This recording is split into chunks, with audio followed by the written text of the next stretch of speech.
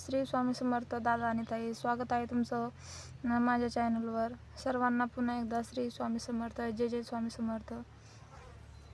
तर दादा आणि ताई, झाले का दुपारचे जेवण तुमचे?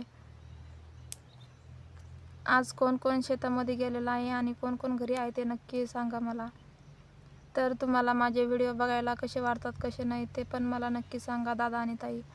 तुमचे खरंच मनापासून खूप आभार, कारण की तुम्ही खूप चांगल्या प्रकारे मला सपोर्ट केला. असा सपोर्ट तुम्ही मला पुढं पण करावा अशी माझी इच्छा आहे, कारण की आज मला खरंच खूप सपोर्टची गरज आहे आणि तुम्ही सर्वजण मला सपोर्ट करत आहात, तर मला खूप भारी वाटतं दादा आणि ताई.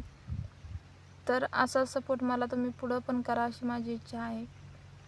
तर सर्व दादा आणि ताईंना एक विनंती आहे की तुम्ही तुमच्या मुलाला आणि मुलीला दोघांनाही सारखं शिक्षण द्या आणि त्यांचं शिक्षण पूर्ण करा. शिक्षण हे मुलाला पाहिजेच, कारण की शिक्षणाशिवाय काहीच अर्थच नाही आपल्या जीवनात.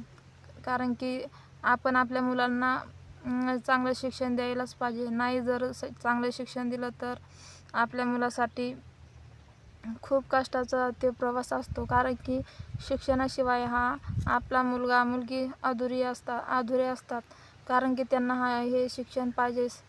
तर खास करून मुलींना चांगलं शिकवण्याचा प्रयत्न करा दादा आणि ताई.